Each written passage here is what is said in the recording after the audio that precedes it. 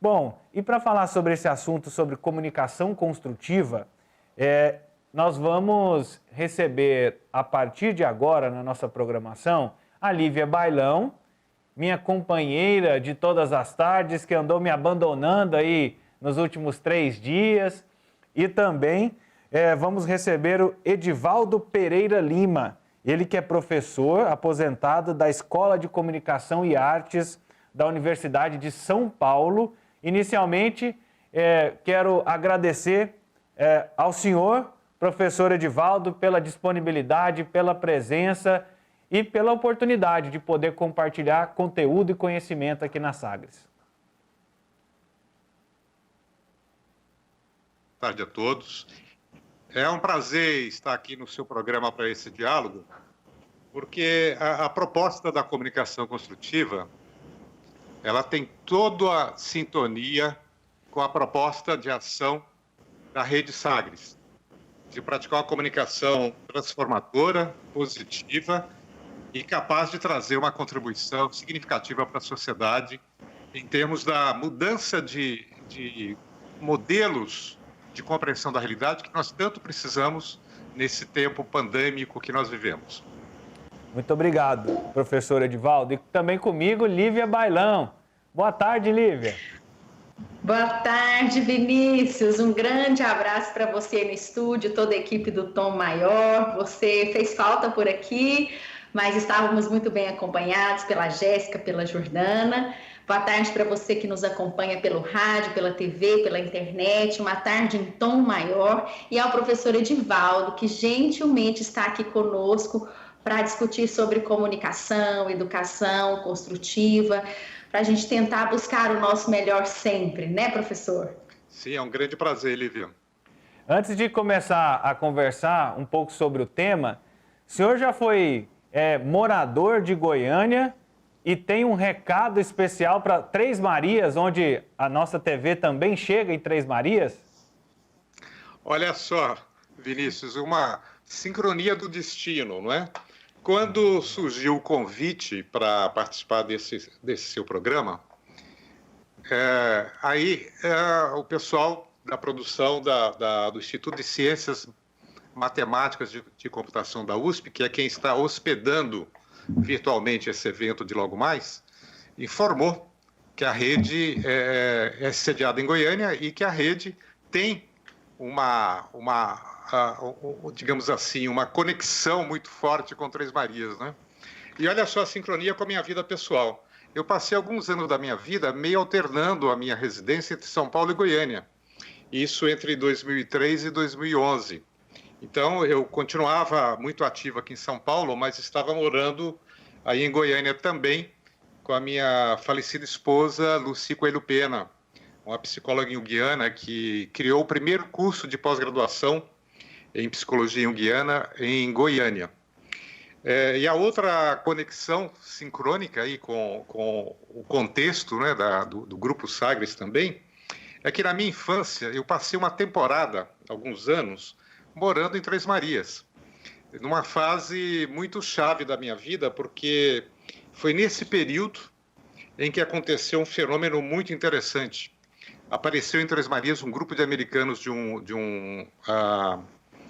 um programa social que os Estados Unidos havia oferecido aos países do terceiro mundo na época, e uma pessoa participante desse grupo, uma moça, resolveu ensinar inglês para a criançada da cidade. Eu venho de uma família muito humilde, assim, de bases econômicas muito simples. E aí, quando eu vi aquela oferta, né, um curso de inglês por uma americana, gratuito na cidade, eu embarquei fundo nisso. O restante da garotada, na época, não tinha muita consciência da importância disso e desistiu, mas eu fiquei firme. Então, criou-se uma conexão muito forte com essa pessoa e com esse mundo da cultura americana. E aí mudou minha vida totalmente. Aos 17 anos, eu saí de Três Marias para morar na Costa Rica, depois morar nos Estados Unidos, na Europa, e isso abriu o meu horizonte de desenvolvimento cultural, né? Então, fico muito feliz de saber que o grupo tem essa conexão muito grande com Três Marias também. E o senhor tem contato com Três Marias? Não, olha, fazem mais de 30 anos que eu não tenho mais contato com Três Marias, viu? Agora o pessoal, talvez os seus colegas de infância estejam acompanhando neste momento em Três Marias e podem relembrar desse momento que o senhor relatou para nós. Muito, muito bacana. Pode ser, não é, Vinícius? Essa é a magia da comunicação moderna, né? Reestabelecer contatos, né, entre pessoas, né? E diminuir as distâncias, né?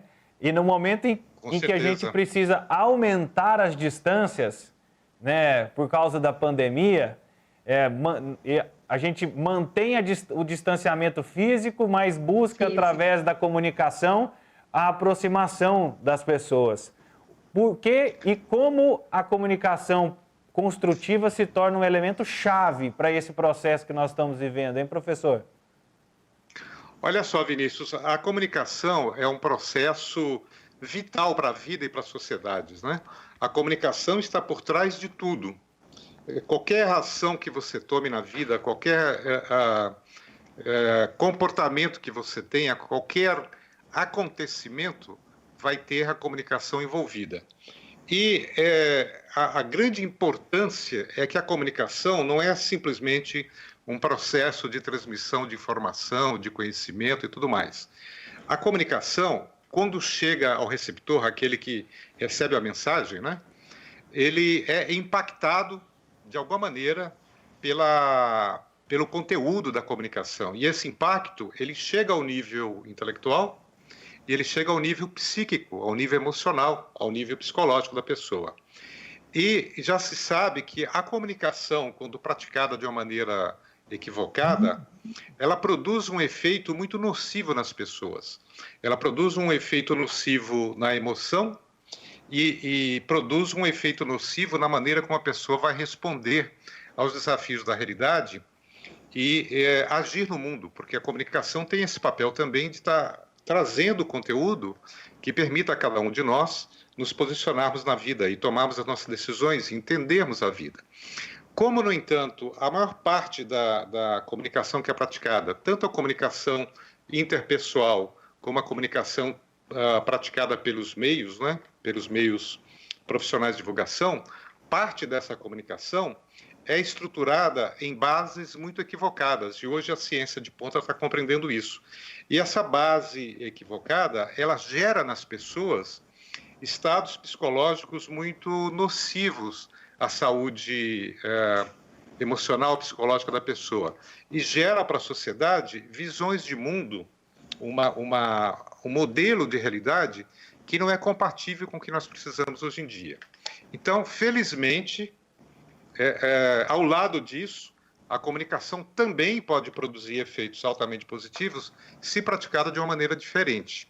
Então, nesse momento que nós vivemos, esse momento pandêmico do mundo, nós estamos numa encruzilhada histórica muito importante da humanidade, que é assim, a pandemia, como todos nós sabemos, ela é apenas uma das crises de um conjunto de crises que vem acontecer na sociedade e que trazem a nós todos, a sociedade e a cada um de nós como pessoas, a grande oportunidade de nós analisarmos o modelo civilizatório que nós implantamos no mundo, as falhas, os erros, os mecanismos equivocados que essa civilização trouxe e como nós podemos e devemos mudar hoje em dia, porque eu entendo que a humanidade chegou a essa encruzilhada. Agora, ou nós damos um salto de qualidade, né, de abrirmos a nossa consciência para compreendermos quem nós somos, o que é a sociedade, o que nós fizemos de bom,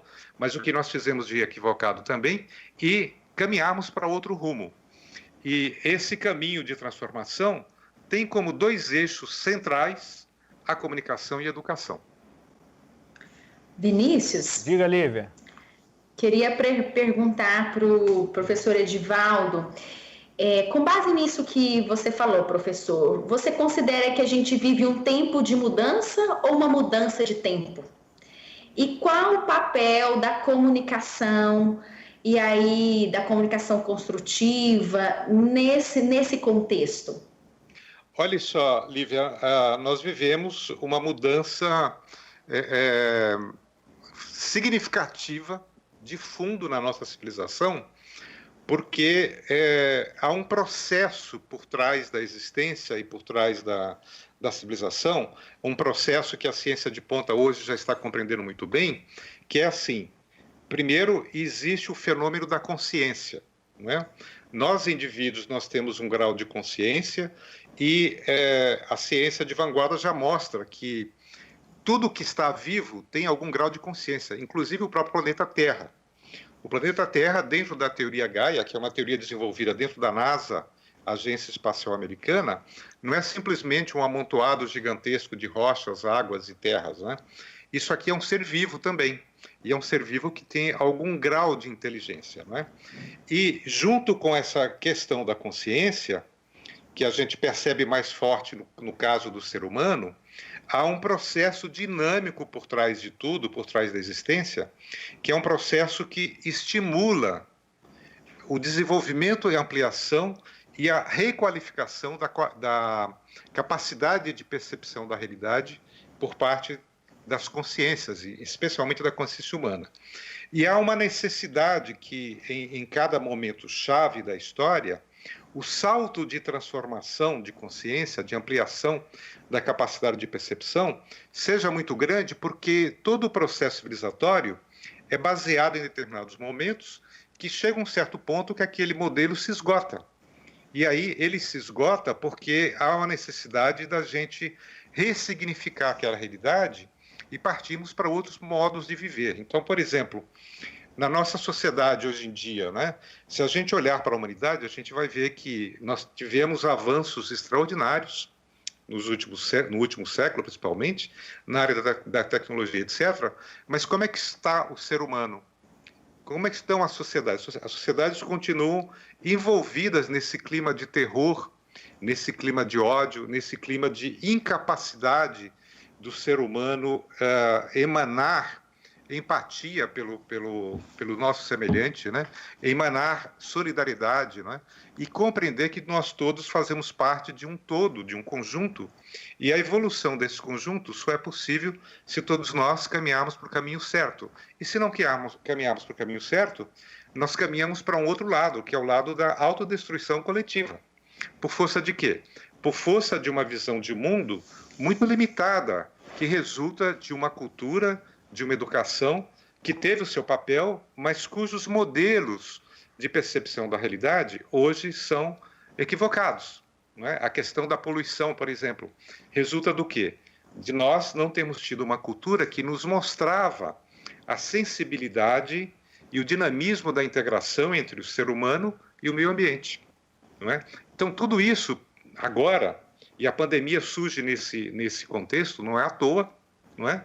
Ela surge como resultado também dessa maneira de viver equivocada que a sociedade implantou. Então, para essa transformação urgente, o que é fundamental? Duas coisas: a educação e a comunicação. Então, a gente pode considerar que a gente vive uma mudança de tempo, uma mudança de era, uma mudança de consciência, sob essa ótica dos níveis de consciência, né? Sim, totalmente. Totalmente. E ela exige essa mudança de consciência no nível individual de cada um de nós, né? na recompreensão de quem nós somos, de quem é o nosso potencial, porque quem nós somos, em boa parte, é resultado de uma visão que a cultura que outros colocaram para nós e disseram que nós somos, né?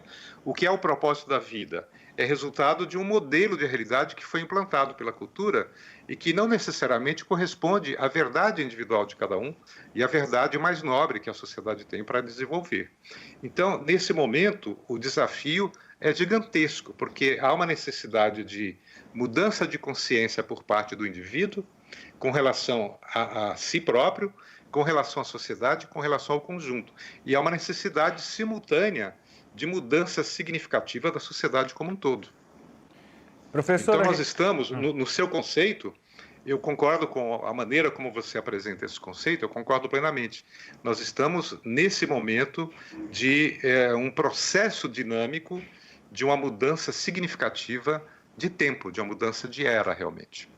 E, professor, e diante dessa necessidade de mudar perspectivas, de mudar visões, de conhecer, de tentar enxergar as coisas por outras perspectivas, como a comunicação construtiva, ela consegue conquistar mais adeptos, porque a gente ainda vê que as pessoas fascinam pelo sensacionalismo e pelo sensacional, né?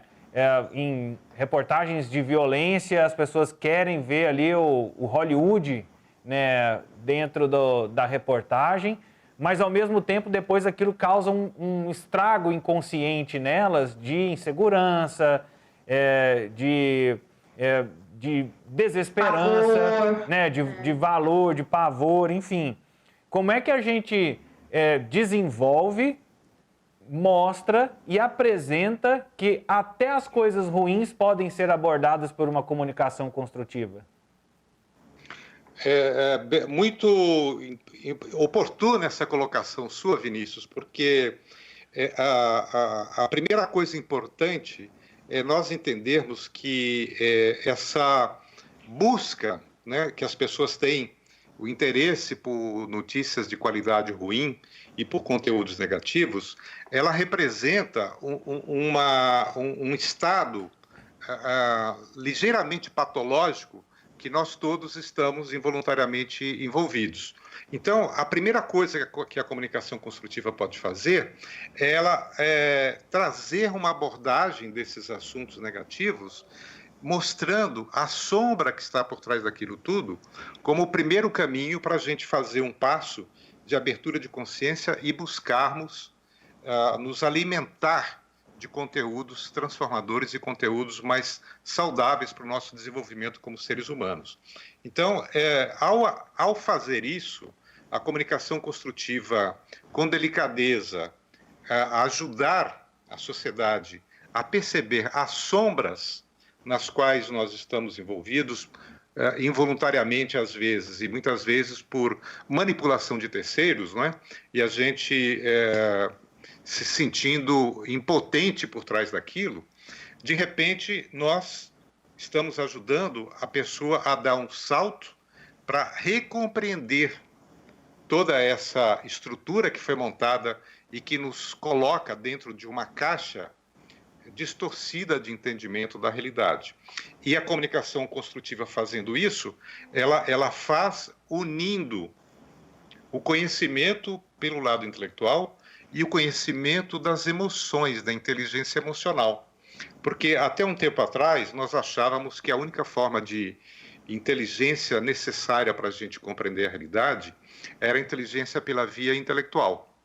Mas hoje nós entendemos que você só consegue compreender uma coisa quando a comunicação trabalha direito o lado intelectual e o lado emocional. Não esse lado emocional sensacionalista, não é? Que é mal utilizado por boa parte da produção de comunicação de massa, mas as emoções reais. E a ciência de ponta, a ciência de vanguarda, está mostrando para a gente, trazendo instrumentos, são instrumentos que a comunicação construtiva incorpora para si, instrumentos que mostram o seguinte, que há a comunicação que gera estados emocionais negativos dentro da nossa psique, como esses estados negativos são deletérios para a pessoa, né, são nocivos, mas como a comunicação pode também trabalhar conteúdos que geram a emoção positiva, transformadora.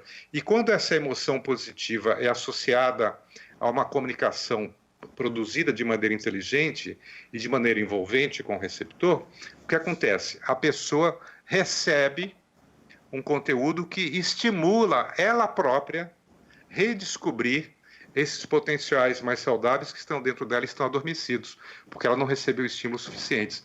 E aí ela passa a mudar por ela própria. E cada pessoa que muda está contribuindo para que a sociedade mude como um todo. E nós já temos, felizmente, muitos exemplos de comunicação trabalhada com esse propósito, não é? Intuitivamente ou não, de produzir efeitos de contribuição para a transformação sadia da nossa consciência. E esse é o nosso objetivo. Vinícius. Diga, Lívia.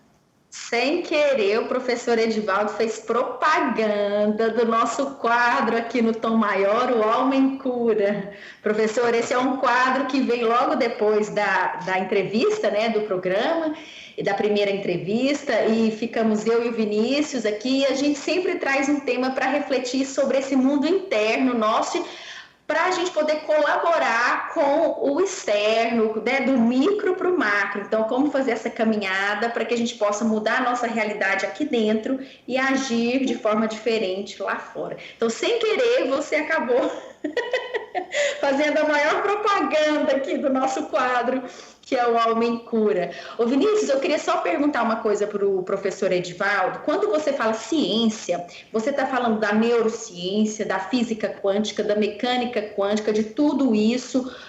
O que mais especificamente seria? Quando eu faço referência às ciências de ponta, eu estou fazendo referência a uma grande revolução que está acontecendo em vários campos da ciência, em que essa revisão dos modelos que estruturaram a maneira de praticar ciência no passado também está acontecendo. Então, estão surgindo não só novos campos científicos que trazem uma base para nós compreendermos a realidade de uma maneira completamente diferente, como dentro da ciência estabelecida também estão surgindo linhas novas que nos trazem elementos extraordinários de possibilidade de nós ressignificarmos a nossa capacidade de entendimento do real. Por exemplo, então aí vem coisas da física quântica, mas vem coisas de outras áreas, da neurologia, vem coisas também de um campo da biologia que se desenvolveu de maneira muito rápida ultimamente e que tem uma postura completamente revolucionária, que é o campo da epigenética. O campo da epigenética, por exemplo, ele mostra que nós não somos escravos do DNA, nós não somos escravos da herança genética. Eles estão mostrando que, na verdade, a nossa herança genética, ela é, na verdade, um código de comunicação que vai se transformar dependendo do tipo de informação que nós recebemos do meio ambiente e do tipo de crença que nós temos com relação a nós próprios. Então, por exemplo, isso no campo da saúde é de uma aplicação extraordinariamente importante. Outra área da ciência muito próxima a esse campo da epigenia é a compreensão de ponta, de vanguarda que nós temos hoje, do efeito da mente sobre a realidade.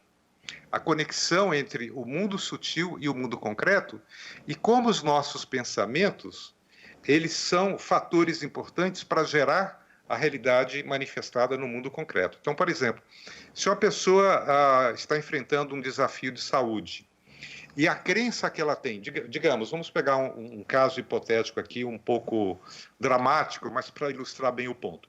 Digamos que uma pessoa é diagnosticada com câncer. E aí ela vai lembrar que na família dela, antepassados tiveram câncer. Então, se essa pessoa vai se tratar com a crença de que isso é altamente genético e como os familiares anteriores tiveram, ela vai ter e vai morrer disso, o que vai acontecer? Ela vai realmente morrer. Mas se ela compreende que se ela adotar uma atitude diferente, uma postura de não acreditar muito nessa crença e trabalhar o seu lado psicológico, emocional, com aquilo que nós chamamos de alto astral, ela tem uma possibilidade de sair fora dessa armadilha.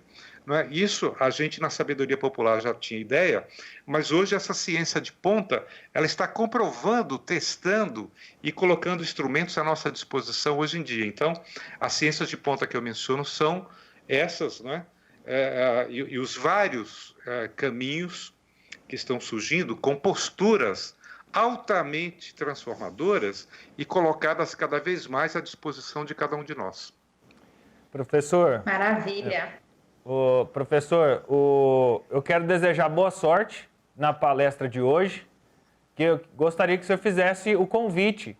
Como é que participa, como é que pode interagir, principalmente aqueles que foram impactados pelo tema de hoje, querem começar a estudar, querem retomar ou querem iniciar o estudo em cima da comunicação construtiva.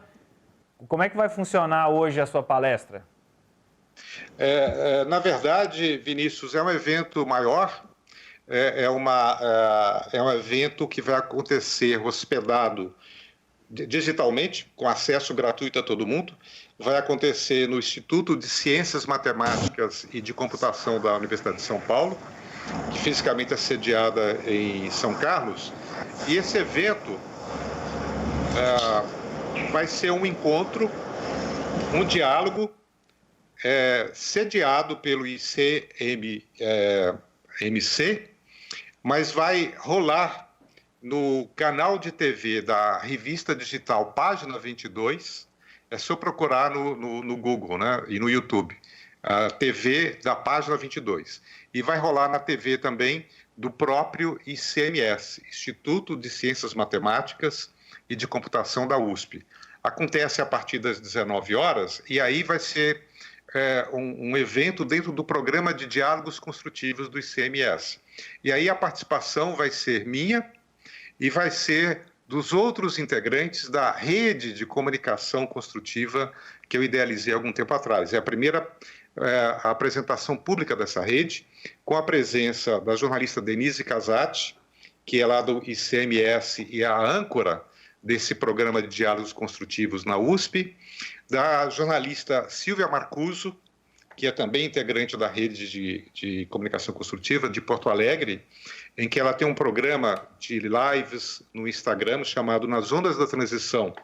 E ela está, desde abril, realizando entrevistas, vou dar uma entrevista para ela hoje ainda, sobre esses temas de transformação da sociedade, e também do Sérgio Adeodato, que é um jornalista da revista Página 22, uma revista voltada para a sustentabilidade e que vai ter lá na TV, na sua TV, no seu canal no YouTube também, o acesso disponível a todo mundo. Então vai ser um momento muito bom para quem se sentiu chamado para esse tipo de conversa, em que eu vou apresentar um pouco mais o conceito de comunicação construtiva e vamos ter alguns materiais à disposição do público depois. E também o que acontece é que as pessoas que desejarem poderão, depois do evento, se inscreverem na rede gratuitamente. Ótimo. Então, eu convido a todos, e não só os comunicadores profissionais, porque a comunicação é um ato vital para todo mundo, não é?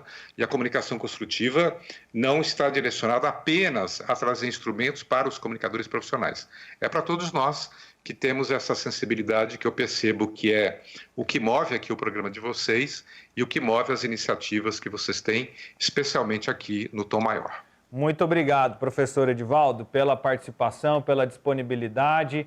Com certeza que esse seja o primeiro de muitos dos nossos encontros e também nos fez muito feliz saber que essa entrevista o fez retomar boas memórias de Goiânia e também de Três Marias. Até uma próxima. Com certeza. Um abraço. Felicidades para todo mundo, boa sorte na continuação do programa hoje. Tchau. Muito obrigado. Esse é o professor Edivaldo Pereira Lima, ele que é aposentado da Escola de Comunicação e Artes, da ECA, da Universidade de São Paulo, e a gente conversando um pouco sobre comunicação construtiva, e este é o tema de um evento online hoje, né, nesse link que ele destacou agora há pouco, no site do Páginas 22. Se você se interessou pelo assunto, busque informação sobre isso e a gente se coloca sempre à disposição para esse tema.